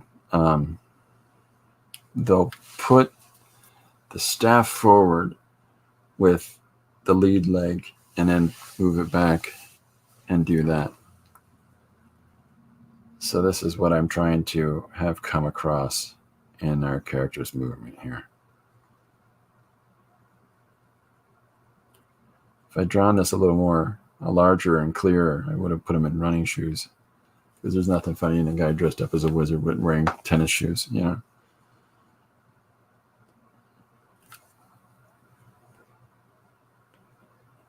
I saw somebody who was wearing an elaborate outfit that had basically a gown down to the floor, and he wiped out he had such a dramatic wipeout because he got caught up trying to walk with this long skirt, and he wasn't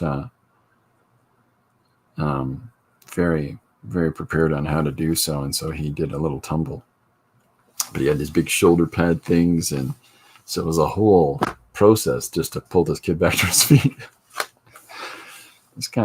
I'm not laughing at him. I'm just saying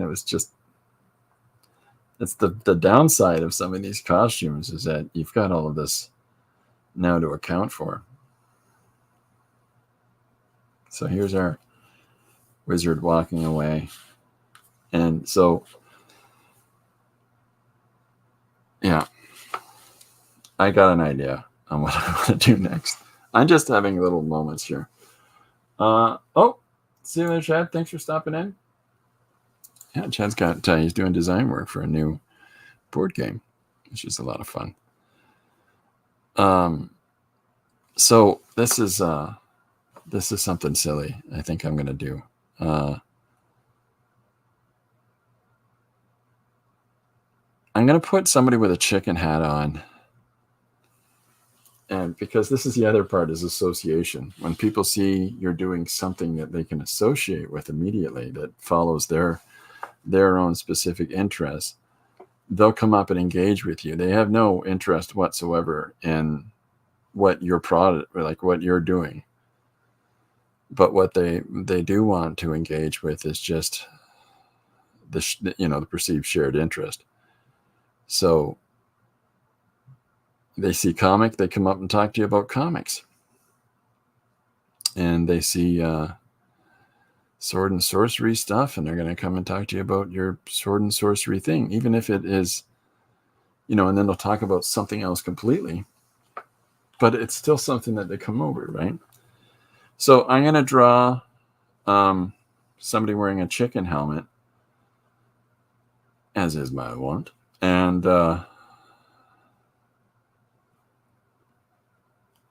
then I'll have them leaning in and saying, "Did I hear somebody say you're a chicken game?" Just because and I'll have them go, just 1 second, and then I'll do the phone call that I spoke about earlier.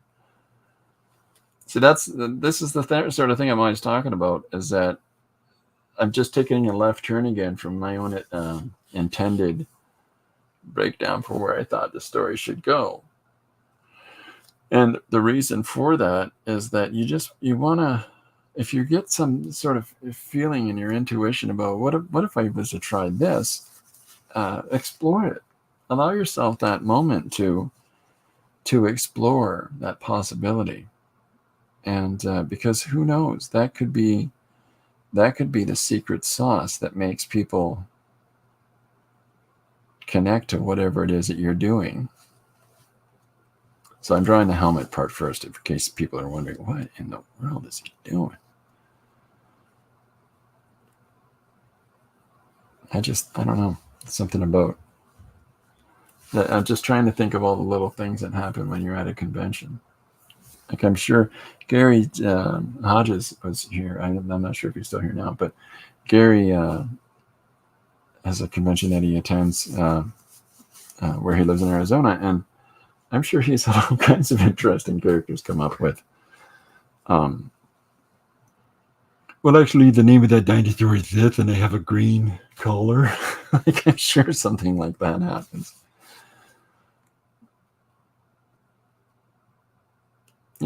People love the things that they love, and they really want to really enjoy those and really, really engage and celebrate those. And so when they find somebody that they can connect to that on any level way, it might have been some time before they had the opportunity to talk to another living soul about their interest in in caterpillars or whatever it is.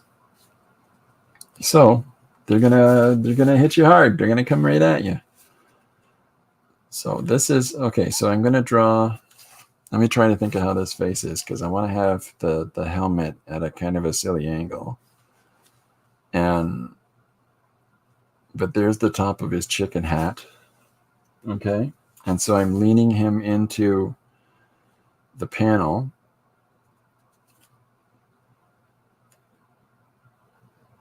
So I'm going to have it twisted around a little bit.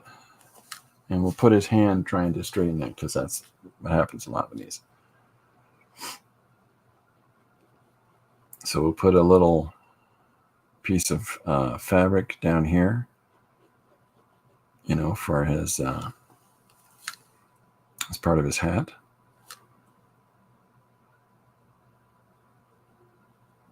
A big, excited, wild eye.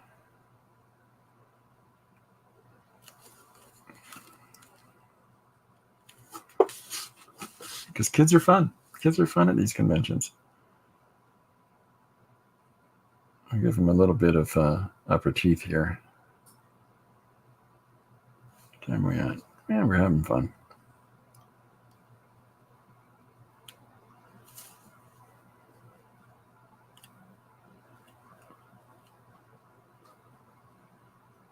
So these are the bits of, I don't know what the fat or just skin, whatever it is that hangs off the front of the chicken's head. So here's our young man. Did I hear you say you're doing a game on a chicken? That's the whole purpose of this. And the question that I put forward to whoever's in the stream here, do I put him in a chicken costume?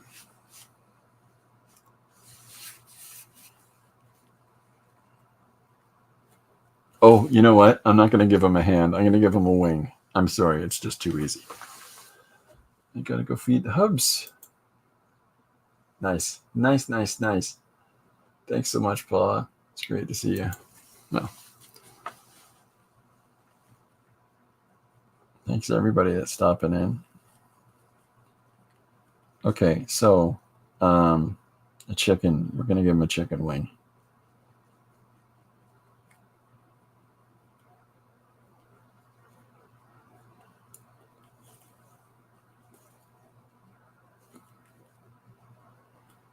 Yeah, this is just silly business.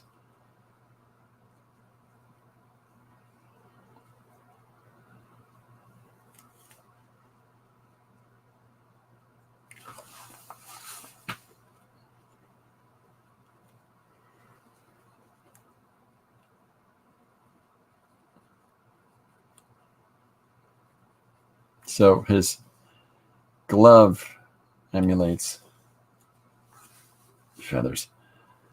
And then his suit is going to be, of course, more nonsense. So I'm going to do the same thing as I did in the earlier panel. I'm going to put a piece of him here in the foreground so that it recontextualizes. It's what he's looking at. You really got to sort of sell that across.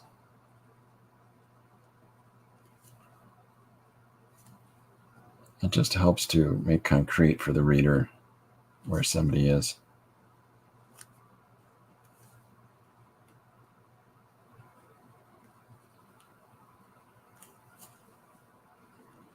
So there's his little chicken outfit, and we'll put a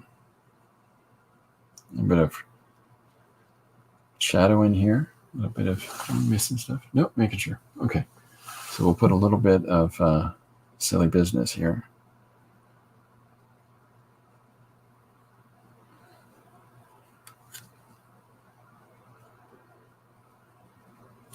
Yeah, it's the silly ideas that honestly I find make projects more enjoyable. It's sometimes you work on intense things, and sometimes you work on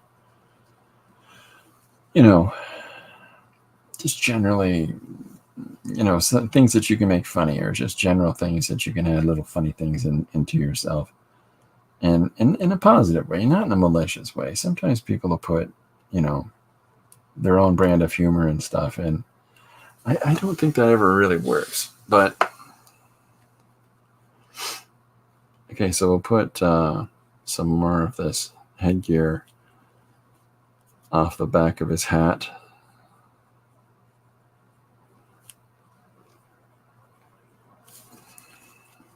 And then what I'll do is that I'm going to cut that panel with our character, and I'll start the next panel inside this, just so it continues some of those motifs that I talked about earlier. This little established visual language from the previous pages. Oh, I've got some interview dates that I'll be announcing soon as well. Forgot I mentioned those. I'll be posting those on social media. It's yeah. A lot of stuff has been postponed because I've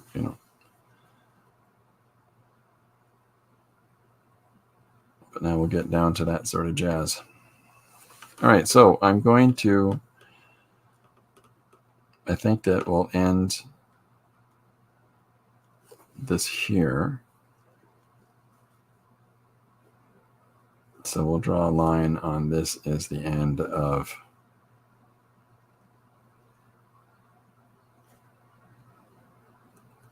this character and his outfit.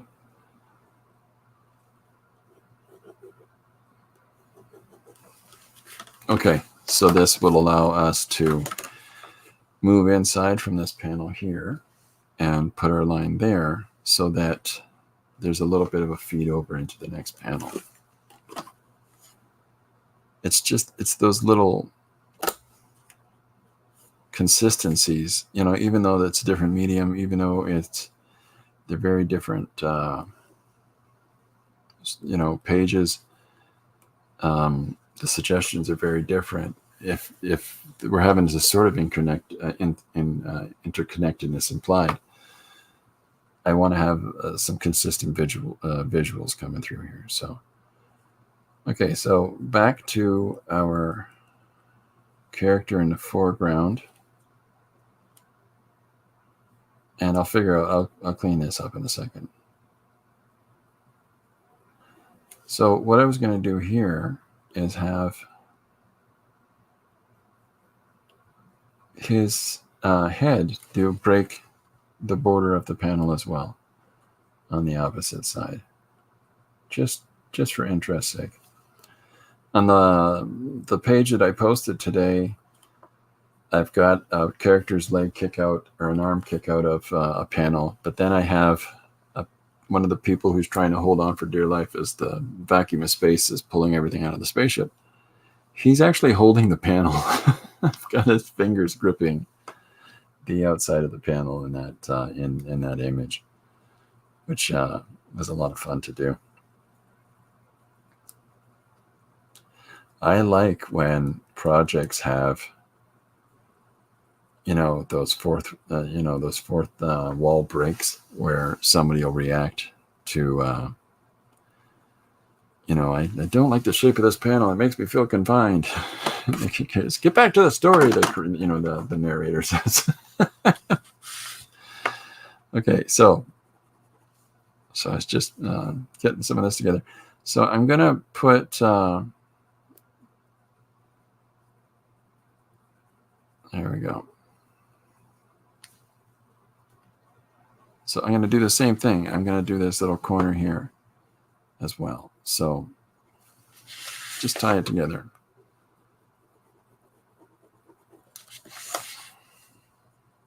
And now I get to draw more of these eccentric types walking hither and yon.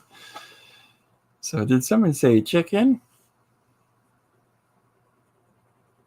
I mean, even in the next panel, I can have him go, I'm a chicken, I had a young man come up to my my table at one of the cons this year and dressed as a banana.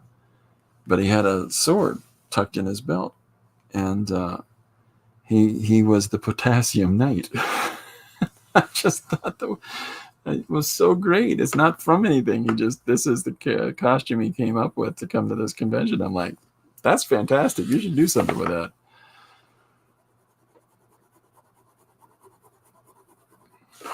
Well, first he called himself the Banana Knight and the Yellow Knight. No, the Potassium Knight. So I thought that was a lot of fun. So I might put him in the background as well. Okay. So here's our next breakdown of our panel. So we've got the chicken in the foreground, the wizard kid walking away, despondent that his suggestion wasn't going to be the next thing this person rerouted his life to do, and then I'm going to draw a couple more people in costumes and so forth behind. And then I think in this panel, what I'm going to do is I'm going to have the young man in the costume go, "I'm a chicken," and you'll see the entirety of his regalia.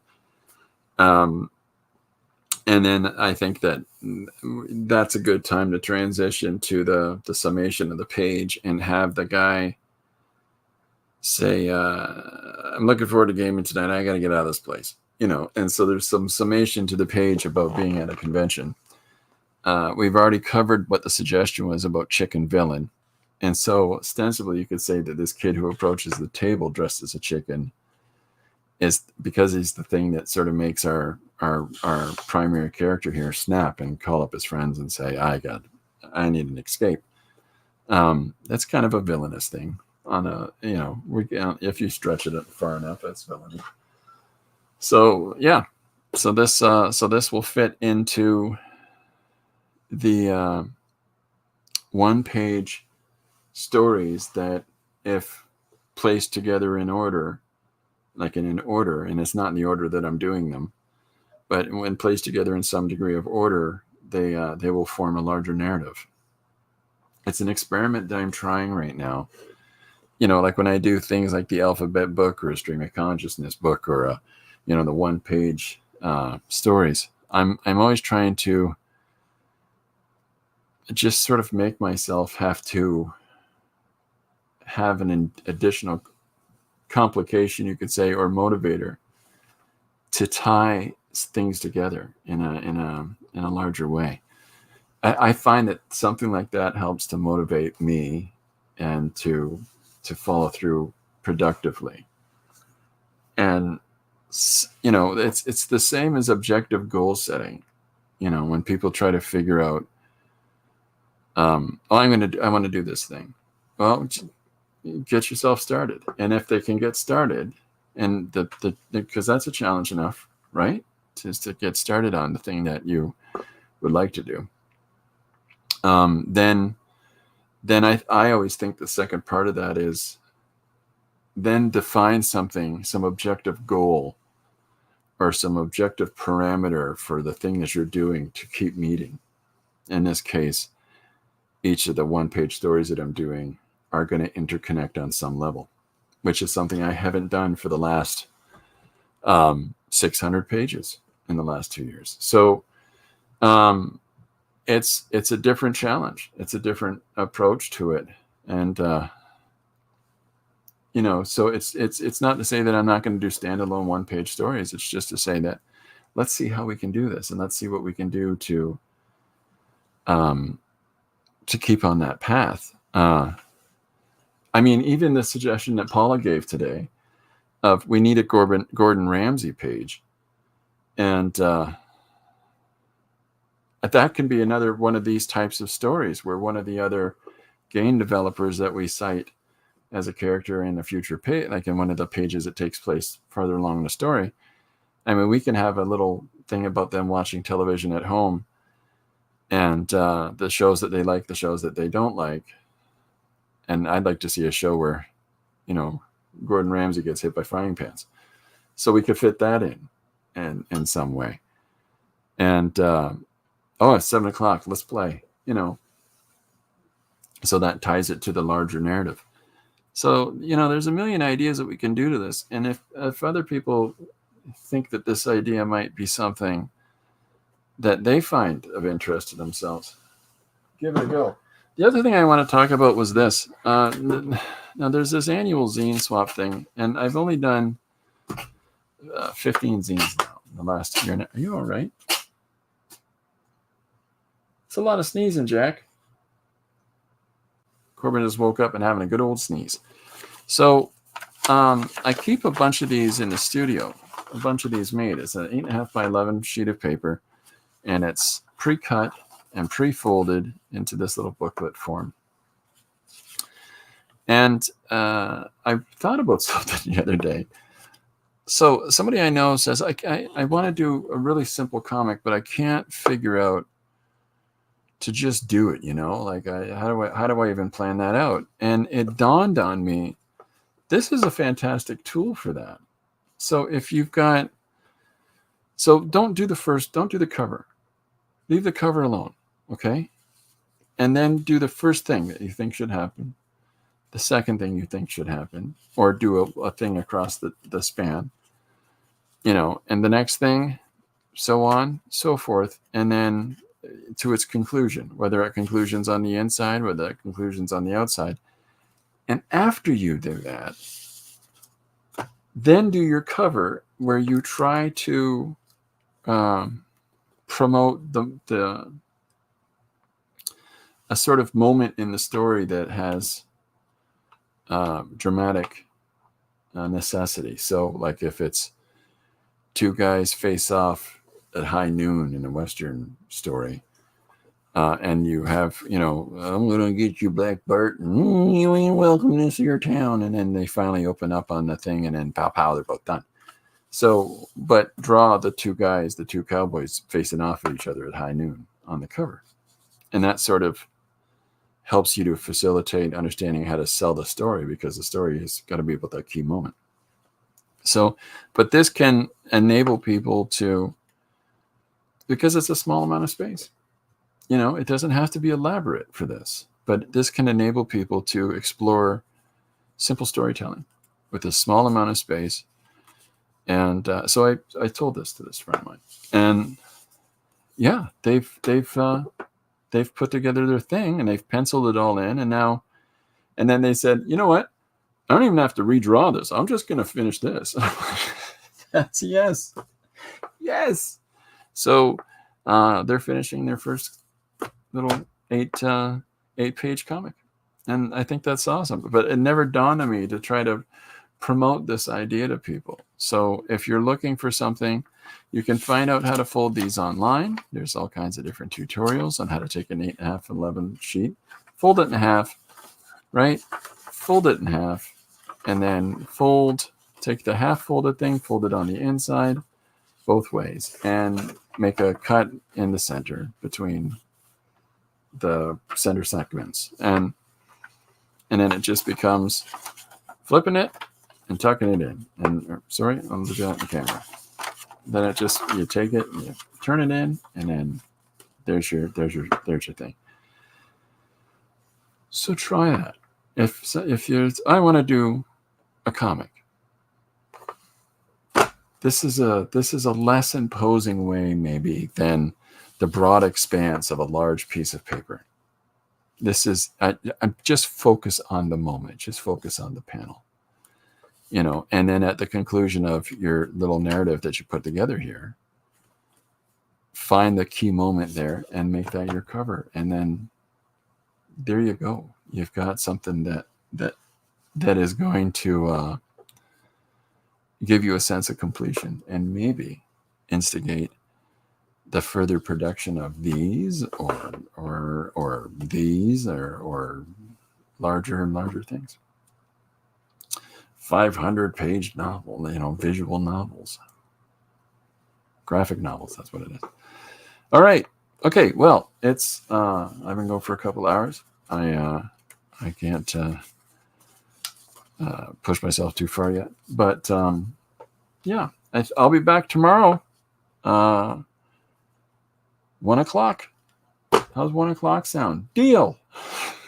I'll be back tomorrow at 1 o'clock and continue on with our next page. If you got one page story ideas you want to suggest, even if it's a line of dialogue or 3 words or whatever it is, feel free to put it in the comments for this, or the comments for any on Instagram or Facebook or on Patreon.